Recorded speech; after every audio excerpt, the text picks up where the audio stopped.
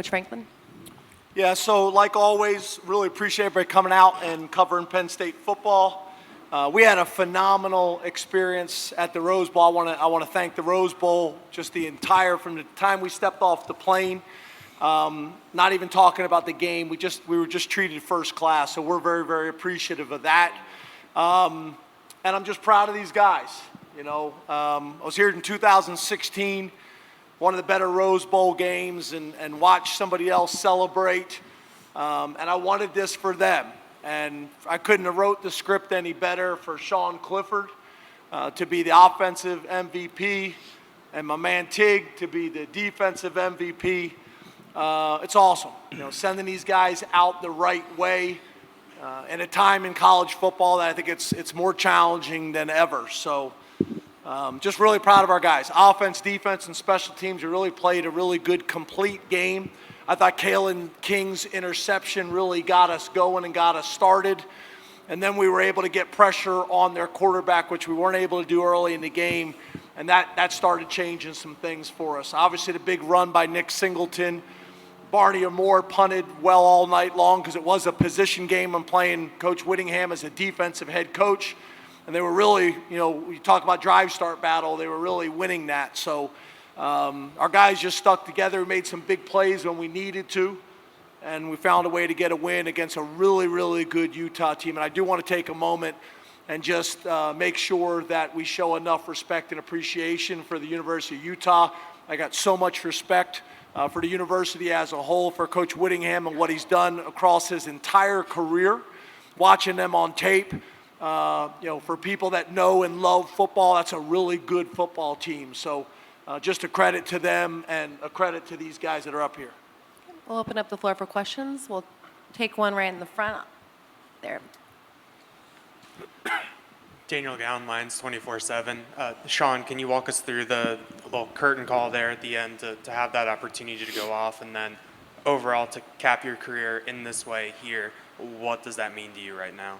Yeah, it means a lot, just being able to see, all my teammates on the sideline with smiles on their faces. I came up with some great leaders when Trace McSorley and Tommy Stevens and Billy Fessler in the QB room, and great leaders on that team in 2017, the group that I was a freshman with. So just being able to, see those faces of my teammates, it just means the world. Just couldn't be prouder to be a Penn Stater.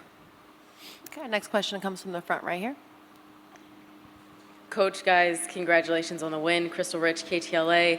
To start off the game, there was a little bit of a conservative approach in the passing game in the first two drives. Then Sean really started to light things up. Coach, can you walk us through what you saw in the game in the air, especially some of the big plays? And then Sean, can you take us through how you felt in your progressions as you got more comfortable in this game? Yeah, I wouldn't necessarily describe it the way you did. They're two really good defenses. We have a great defense led by Tig, who I think is the best safety in college football, and is not. Yes, sir. Facts. It's a fact. Glad you feel that way, Tig. But I don't think there's enough people talking about this guy. But two really good defenses, two really good defensive coordinators. We weren't able to sustain drives. I think we would have opened some things up. We were trying to get a first down. We weren't able to do that early in the game. They were playing extremely aggressive with what we call cover zero with no safeties and bringing pressure. And once Sean and Coach Yursich were able to kind of get a feel for what they were doing and how they were doing it, then we were able to kind of mix some things in, both run and pass. So I thought Sean's scramble, early in the game where he hit Keandre on the sideline was a huge play in the game for us as well. But I think it's just two really good defensive football teams. And then our offense was able to kind of settle down and get going after that. Yeah, I would pretty much second that. And realistically, I mean, it's the bowl game, and you have a month to prepare, so there's going to be some things that Utah does. They did a really good job of preparing for us. So just getting that feel, the first drive, second drive, and then once we understood, okay, they're going to be coming out in this more. Once we saw that defense, it was easier to start to scheme some things up, really hone into specific parts of the game plan. So, yeah. Okay, we'll take a question from the blue jacket. Yeah, Dean Straka, 24/7 Sports coach. This could be the final Rose Bowl, pitting the Big Ten against the Pac-12. With that in mind, how much does it mean to win this one, given the change that could be on the horizon? Yeah, and not only that, I also understand that, it's the 100-year anniversary of Penn State playing in this in 1923 as well. So just so much tradition and history with this bowl. And then obviously specific to Penn State. And then playing Utah. I mean, there's not too many things in 2023 where you can say it's never happened before. Penn State had never played, Utah before. So a lot of really cool things. But most importantly, I'm so proud of these guys and how they handled themselves. And I'm talking about it all. The feedback from the Rose Bowl staff about our players and how they conducted themselves. From LA Live, the JW Marriott, they were phenomenal with us. And the feedback I got about our players, that's very important to us at Penn State. Not just winning on the football field, but doing it in the classroom and in the community as well. And these two guys are great examples of that. Okay, our next question is on the right up here. Tig, what were you guys able to do in the second half to really, obviously their quarterback came out, but other than that, what were you guys able to do in the second half to really slow down their offense? I think in the second half we had to, take a look at ourselves. And, a lot of emotions happen in this game, and guys start to get out of their way of the scheme. And second half we went in the locker room, and everybody got their jitters out, and we just played together, trusted each other a little more, and we was able to execute more on more plays. Okay, our next question is from the left right there, standing. Hey, Sean, I'm guessing outside of playing in the national title game, the Rose Bowl is the game. I mean, growing up, you probably watched it all your life. So now you're in it, you win it. What's it like for you to have an excellent Rose Bowl game? Yeah, it means a lot. I actually posted a picture on my social media of me as a kid. I was in fifth grade or fourth grade, and my dad surprised me with the opportunity to fly out here with a really good friend of mine and his dad. And I just remember really falling in love with football at that camp, and specifically falling in love with the quarterback position. So for it to come full circle, and then to be able to just be a spoke in the wheel for this team in the Rose Bowl, it's just such a blessing. Okay, our next question is from the front right here. Dennis Freeman, News for Us Online. Coach Franklin, the big run by Nicholas and the big catch by Keandre, what is that? How does it change the dynamics of the game? Yeah, when you're playing a defense like that where it's hard to get yards, you're going to have a difficult time going on a 16-play, 80-yard drive against that defense. You're going to have to create some explosive plays. So it's interesting. They were in cover zero, and we actually did a fake check where we were looking to the sideline and then snapped the ball. We did something similar with Saquon Barkley in the Fiesta Bowl a few years ago, caught him in cover zero. They were in a bare front, which I wouldn't say is the ideal front to run that play into. But once you crease them, with Nick's speed, you're able to obviously, make a huge play and swing the momentum in the game. And then Keandre as well. I think, Keandre is a great story. I think all these players, they come to Penn State and they kind of have in their mind this vision of how it's going to go. And it very rarely goes that way. And Keandre has just trusted the process and persevered. He's extremely talented. And I just think he has such a bright future. So to see him have such a big night is great because there's so many lessons that are being taught through the game of football. And I'm really proud of Keandre and how far he's grown both personally and professionally. So those were two big plays in the game and two guys that I think all of us we expect those guys to make those types of plays. Our next question is on the left-hand side there. Pat Principe, WGAL TV. Tig, you remember telling me at Media Day that you wanted to win this game to make your coach smile. To be able to do that, what does that mean? I make you smile, Coach? Yeah. No, since day one, since Coach recruited me, he's been a blessing to me. He's took me in. He's made me a part of his family. And as a player, that's all you can ask for as a coach, to treat you just like how he treats his kids.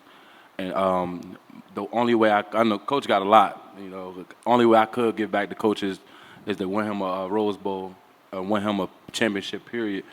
And I sacrificed everything I possibly could to make that happen for him. And I hope I made him smile. It made me smile, but I also want to say this.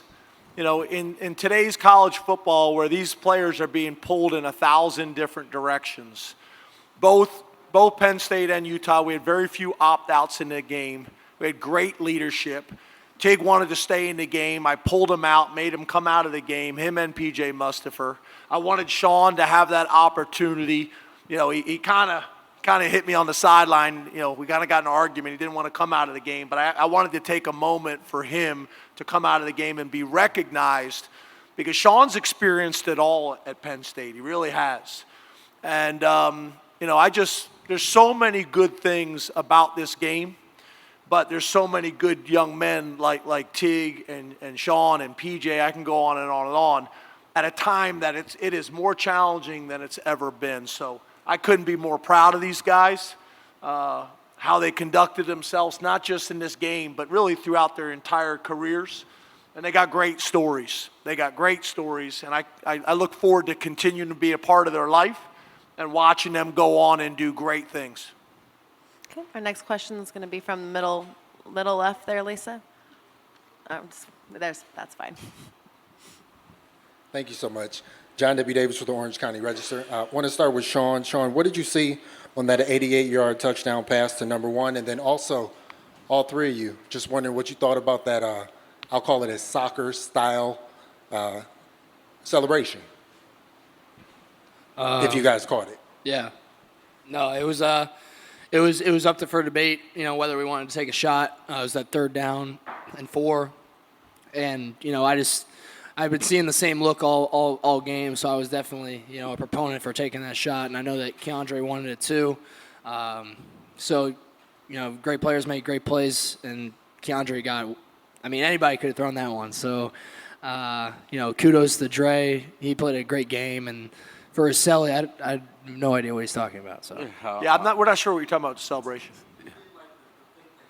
Oh, yeah. I wanted to kill him because literally Terry Smith said on the headset to me, I think Keandre pulled his hamstring. But, yeah. He's like, whatever he's watching, stop watching it. Our next question will come from the right-hand side right over here. Colin Beasley, Philadelphia Inquirer. Sean, you've had a Penn State career with so many ups and downs. What does it mean to you to end A lot of your ups. career? To end your career on a day like this? Lot of ups. Yeah. Few downs. Yeah. appreciate that, Coach. No, it means a lot just to be in this position. I just think back to all the different teams that I've been a part of. You know, and quarterback's a funny position because he gets all the recognition, but it's, you know, I depend on 10 other guys to get the job done constantly.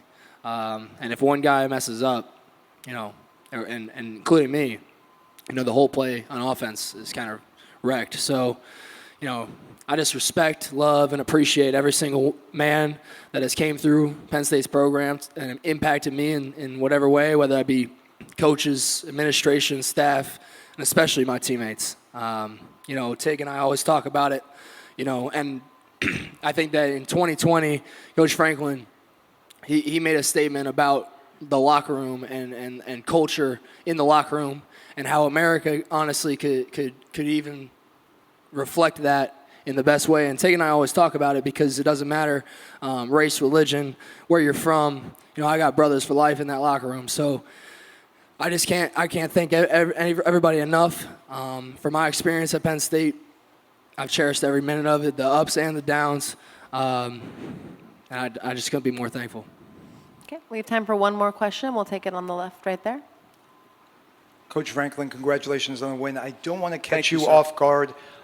I want to ask you, are you aware of a situation through texting tonight in the NFL game or not at all? You talking about with DeMar? Yeah. Yeah, so Chris Peterson kind of told me after the game, and I got Terry Smith, and me and Terry recruited DeMar. So obviously our thoughts and prayers, it's very personal. You know, he's from Pittsburgh, from Pennsylvania. Terry Smith and myself recruited him, got to know his whole family, unbelievable family. And obviously we're sending our thoughts and prayers to him and the family and hoping and praying that everything is okay. Thank you, Coach. Thank you guys for joining us. Congratulations. Thank you so much. Thank you. Thank you.